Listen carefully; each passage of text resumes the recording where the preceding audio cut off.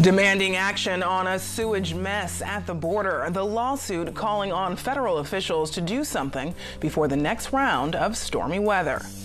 Our agents will put it through the paces and see, techniques that other folks who are trying to close the border have been trying to use.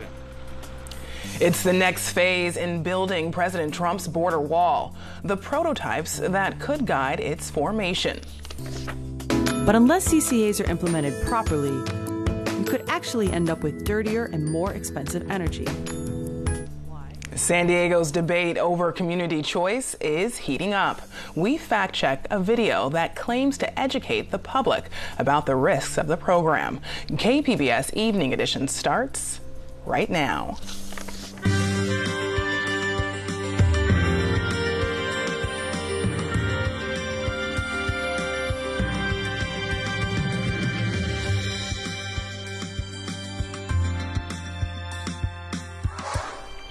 Good evening and thanks for joining us. I'm Ebony Monet. San Diego police are playing a major role in efforts to combat the hepatitis A outbreak. They've cracked down on hundreds of homeless people living on the sidewalks in the East Village and downtown area. KPBS reporter Susan Murphy talked to SDPD about their efforts. Police in large caravans have been conducting major homeless encampment enforcements over the past 2 weeks. Streets that were heavily populated in tents and hand-built structures have been cleared out. So have many of the 1,400 homeless people who lived in the unsanitary conditions. This is a big public safety issue. San Diego Police Lieutenant Scott Wall says the streets had to be cleared in order to be disinfected. Right now we're focusing on preventing hepatitis A from spreading.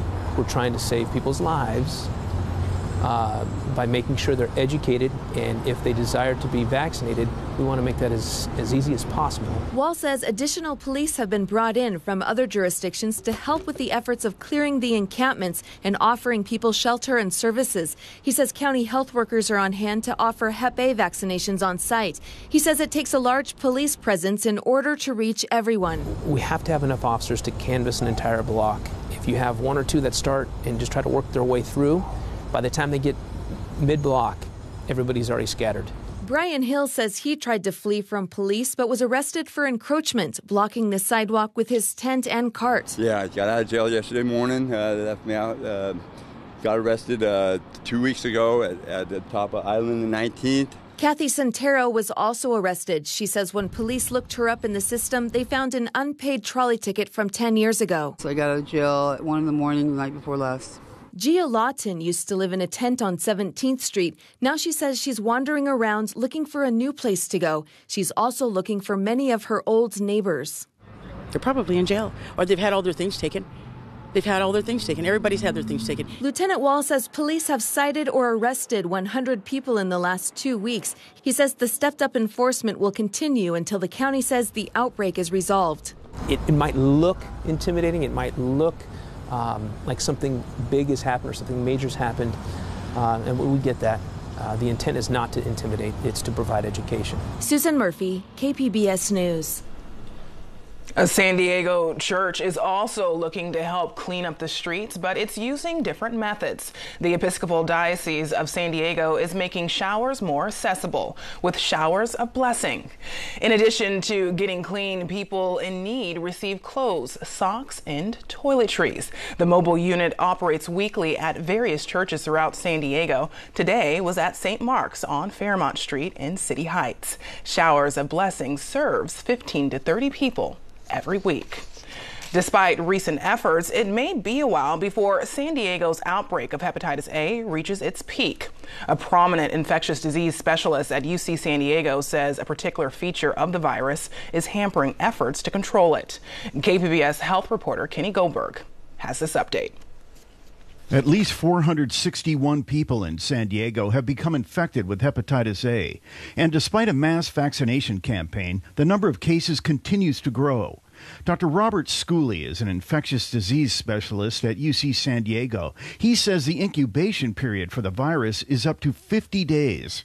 So if somebody came from outer space and vaccinated everybody in San Diego today, we would still be seeing new cases almost at Christmas time. So we have to be honest about how long it takes the interventions that have occurred to be able to show a bending of the curve. These interventions have targeted the homeless, the group that's been hardest hit by the hepatitis outbreak. Schooley says it's crucial to expand the vaccination campaign to groups that interact with the homeless, including IV drug users. He says it's like a water tanker flying over a forest fire. When you get enough water on the system, the flames stop spreading, and that's what the vaccination effort is about. Schooley says when we see a decline in the number of new infections from one week to the next, we'll know the outbreak has peaked. We haven't seen that yet. Kenny Goldberg, KPBS News. Tonight, about 100 Southern Californians are detained after a federal immigration sweep. The 4-day operation took place across the nation, targeting so-called sanctuary jurisdictions. These are cities or counties that Homeland Security officials say often do not cooperate with federal immigration authorities. Officials say ICE officers arrested 489 people as part of Operation Safe City. Federal authorities say the people targeted for arrests violated immigration laws, prioritizing people with pending criminal charges or convictions.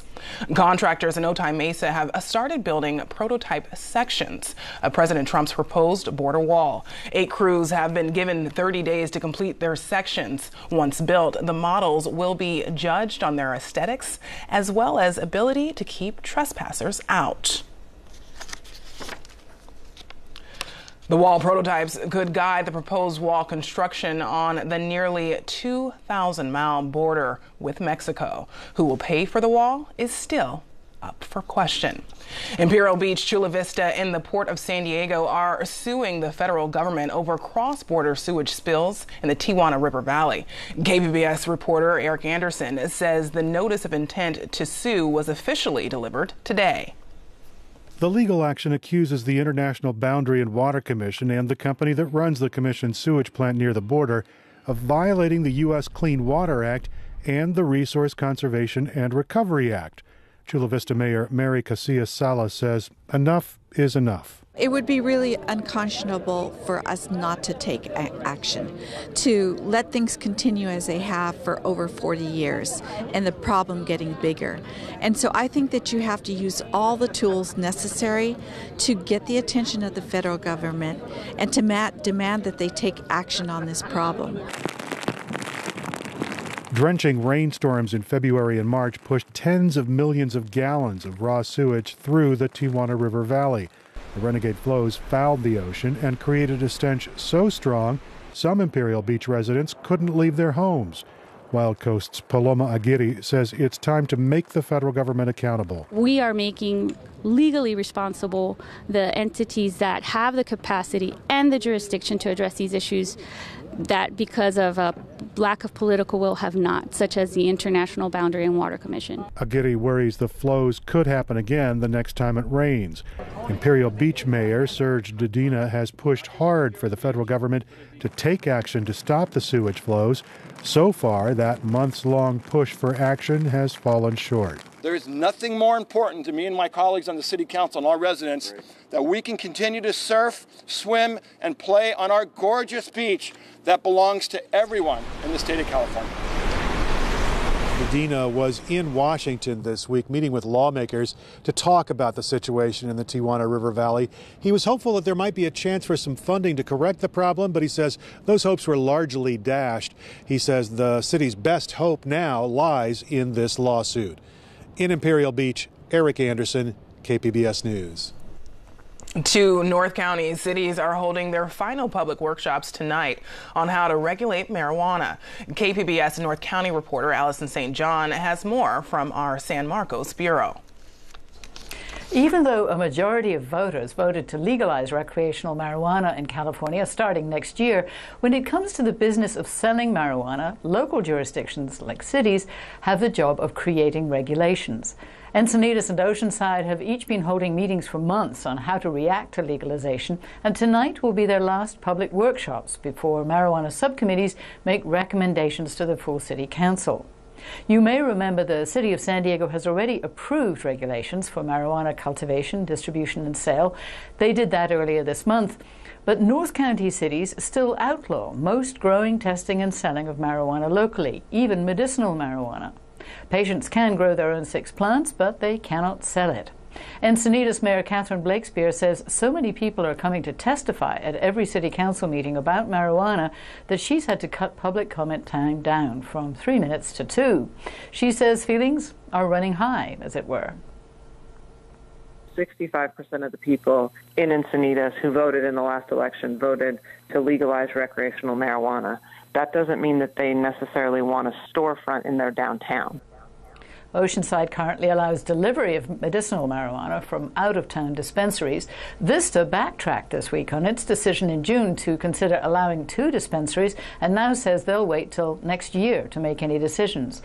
Meanwhile, pot advocates are collecting signatures for local citizens' initiatives next year in several cities, including Oceanside, Vista, Encinitas, and Carlsbad.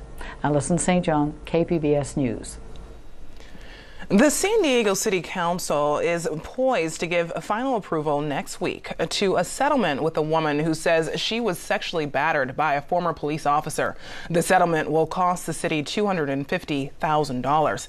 It's one of several the city has paid out to cover claims against former officer Christopher Hayes, totaling more than $2 million. Hayes pleaded guilty in 2014 to false imprisonment and assault and battery while on duty. He spent about 5 months in jail. San Diego's path to 100% renewable energy is facing a critical vote. Friday, the City Council's Environment Committee is set to hear the results of a community choice study. KPBS Metro reporter Andrew Bowen says a lobbying group for the local utility has been putting out some claims that need a fact checked. First, a quick explainer on community choice aggregation, or CCA. This kind of program allows local government, instead of utilities, to decide where electricity comes from. The utility still delivers that electricity and makes money off that delivery. But the CCA decides how much of the electricity comes from renewable sources. Some utilities in California have resisted this model, including SDG&E. Earlier this year, the utility's parent company formed a CCA lobbying group called Sempra Services. You might be aware of some of the solutions California is exploring to reduce greenhouse gases in our state. But have you heard of CCAs? This is from a video produced by Sempra Services. The group says it doesn't actually oppose community choice in San Diego. It just wants to educate the public on the program's risks. But unless CCAs are implemented properly, you could actually end up with dirtier and more expensive energy. The video makes a couple of statements that, while not exactly false, lack important context. Here's one of them. Many CCAs simply swap contracts with existing out-of-state renewable facilities that are already running and already reducing emissions. This means that we pay a premium for clean energy, but fail to achieve real and additional emissions reductions. Here, the video is describing what are casually referred to as unbundled RECs. REC stands for Renewable Energy Certificate. It's basically a piece of paper proving you've paid for a certain amount of renewable energy. Unbundled RECs are bought, sold, and traded on the open market, sometimes across state lines. Some CCAs do pay for renewable energy generated outside California, but so do utilities, including SDG&E. According to the Energy Policy Initiative Center, SDG&E got between 4 and 8% of its renewable energy from unbundled RECs between 2010 and 2014. The utility says for the past 2 years, it was less than 1%. That's about the same as the average of all CCAs in California. To be effective, CCAs need to create new clean energy sources by investing in renewable energy projects that create jobs and achieve real additional emissions reductions and bring environmental benefits to our region. Not trading schemes that give only the appearance of clean energy. So you already know that when it comes to these trading schemes, utilities like SDG&E are using them about as much as CCAs right now. Here's a very important point on unbundled RECs. San Diego does not plan on using them. The city's community choice feasibility study assumed none of its renewable energy would come from out-of-state credits. As far as investing in renewable energy products, this is one area where CCAs have some good opportunities. The city's feasibility study says a local CCA can offer incentives for rooftop solar panels and electric vehicles. The study also says a CCA can create hundreds of jobs and millions in economic output. Here's another clip from Sempra's video. The vast majority of local emissions come from cars and other forms of transportation. Cities must focus on the whole problem, not just electricity. It's true that most of San Diego's greenhouse gas emissions come from transportation, about 55% in 2010, according to city estimates. And San Diego's Climate Action Plan does focus on the whole problem, not just electricity. In fact, the city plans on cutting more emissions from transportation than from electricity for at least the next 13 years. Here's the problem, though. The city's plans for clean transportation are extremely ambitious. Hundreds of thousands of people will have to switch from driving cars to biking, walking, and riding public transit. The city will probably have to build much better bike lanes and increase bus and trolley services. That's expensive. It will also have to build a lot more dense housing and employment around public transit. That can be controversial. There are risks to community choice energy, but there are also risks if the city doesn't get to 100% clean energy. Andrew Bowen, KPBS News. The latest GOP tax reform plan could have a big impact here in California. That's what state Democrats are saying. Details have yet to be rolled out, but the proposal calls for getting rid of itemized deductions. In particular, we are going to get hammered because one of the key provisions is a repeal of the ability to deduct your state income tax from your federal income tax. That is out and out political war against states like California, New York, New Jersey, which voted overwhelmingly against Donald Trump. California Democrats say they plan to lobby politicians in D.C. to ensure the GOP tax plan fails. The California Republican Party declined to comment. Most Californians want to improve, not repeal Obamacare. That's according to a new statewide poll that says 58% of voters think Republicans in Congress should reach across party lines to make changes to the 7-year-old program. The Public Policy Institute of California poll finds only a small percentage of voters say Republicans should continue working on an entirely new plan. Researchers say the approval rating for the Affordable Care Act is at its highest since 2013.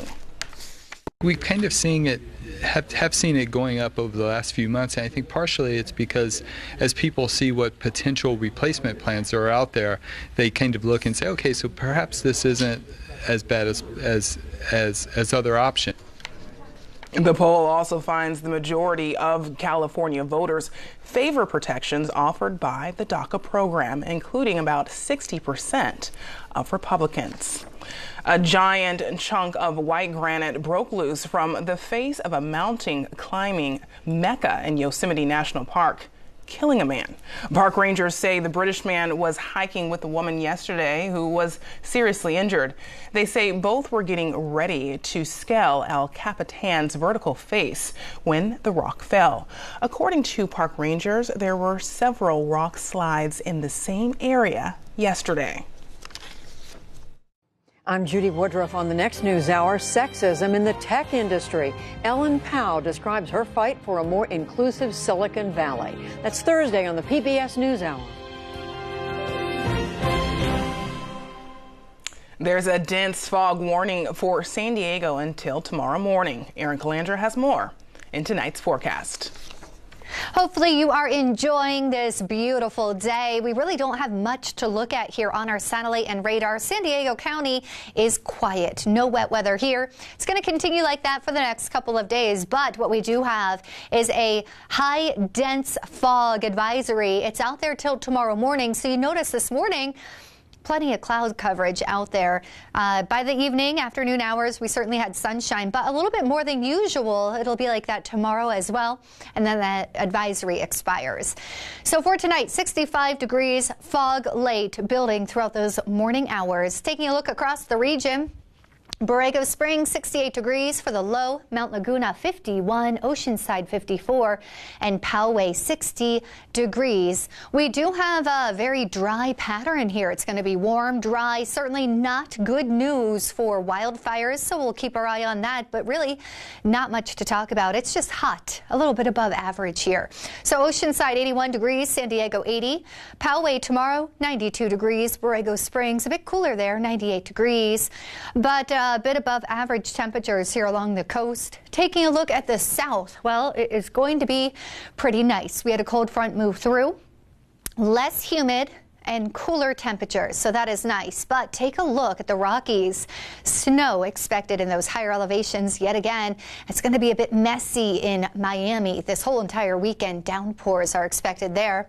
Taking a look at our coast, it is going to be nice from 81 on Friday down to the 70s, and it's going to stay like that through Tuesday. Now that is back to average. Plenty of sunshine too. Inland, it's going to be in the 80s throughout much of the weekend and into next week, so nice conditions there. Sunny skies as well. In the mountains, we are in the 70s, dropping down to the 60s by Monday. So pull out those sweaters and those knee-high boots because those fall temperatures are here. And in the deserts, we're still in the 90s, but it's still cooler than it has been. So a nice little break and sunny. For KPBS News, I'm Erin Calandra.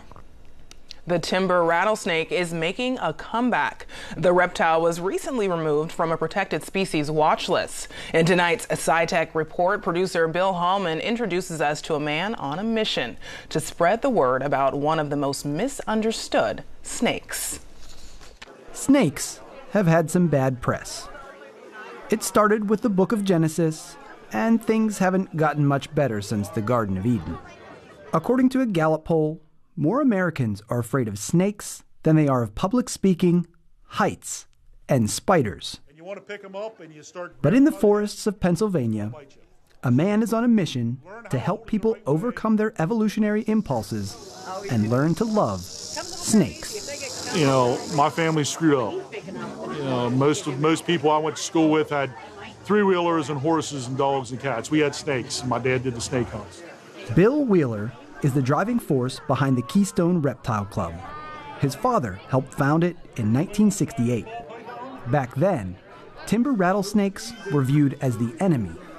The club wanted to change that. If you kids can understand the hourglass shape to the dark bands or the Hershey Kisses stack down the side, maybe you'll save some snakes by teaching them that that's not a copperhead. That's just a snake that I was holding, and he isn't going to hurt anybody.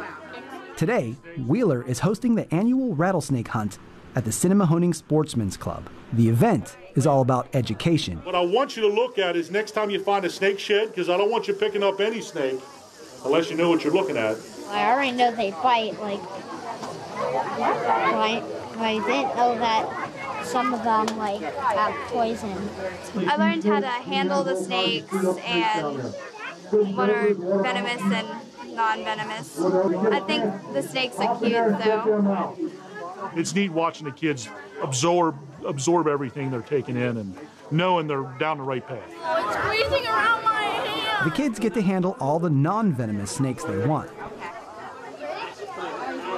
The pros handle the rattlers. As far as the ecosystem goes, eat a lot of rodents, lots of rodents. And you know, I like to say, I would love to see 1 year without a rattlesnake or a copperhead in the woods to see what it looks like, because we'd be overrun with rodents.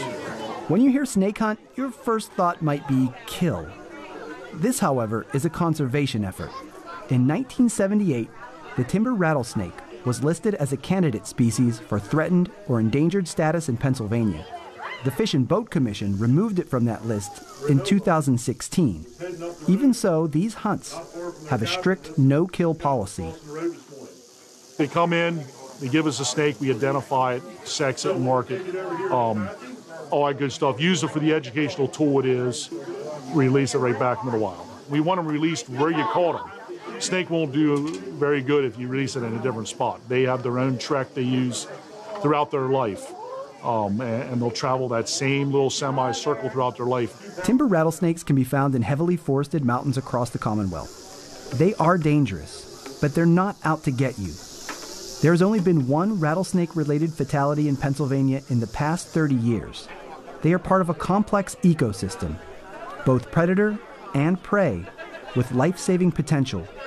Snake venom research has led to treatments for heart attacks, hypertension, even cancer, breakthroughs that may not have been possible without a little respect.